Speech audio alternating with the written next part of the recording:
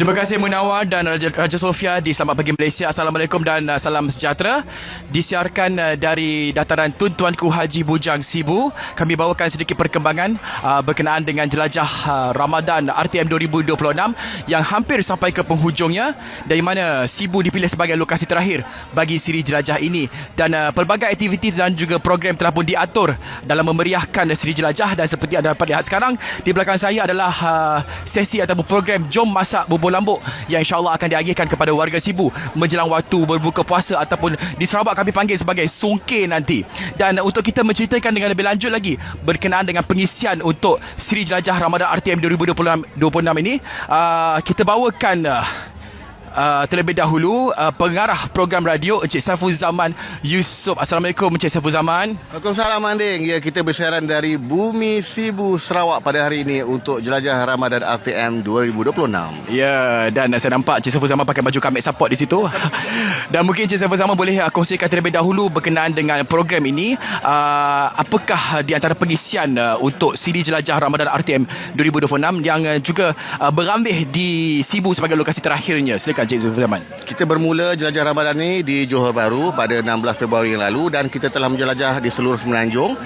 Dan kemudian semalam kita bersiaran dan juga kita menjelajah di Negeri Sabah, bermula di Sandakan. Dan pada hari ini kita bermula di Sibu, Sarawak, untuk kita sama-sama memasak bubur lambuk perpaduan untuk pagi ini, untuk kita edarkan kepada golongan yang memerlukan serta pada pendengar Sarawak FM dan juga Sibu FM yang berada di sini.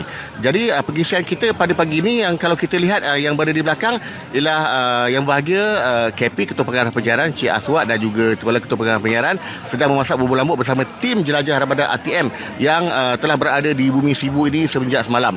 Jadi kita akan mula mengedarkan bubur ini bersama dengan para penaja, iaitu Babas dan juga rakan-rakan penaja strategik pada pagi ini. Dan kita akan ada berambil pada petang ini bermula pukul 7 malam. Jadi untuk yang sedang mendengar siaran kita pada pagi ini, kita undang untuk bersama-sama kita di dataran Tun Tuanku Bujang Sibu untuk bersama-sama kita berbuka puasa pada petang nanti. Baik. Jadi bagaimana pula dengan sambutan yang sepanjang berlangsungnya jelajah daripada Johor sampailah ke Sibu sekarang ni?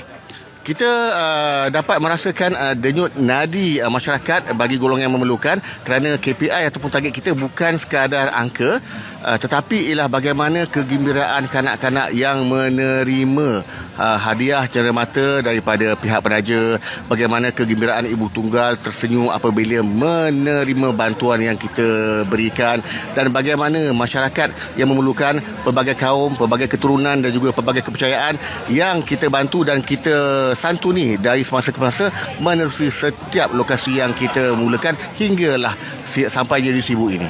Baik, terima kasih Encik Saiful Zaman di atas kesudian anda untuk kongsikan bersama dengan kami berkenaan dengan siri jelajah ini. Dan sekarang ini kita bawakan pula, saya bersama dengan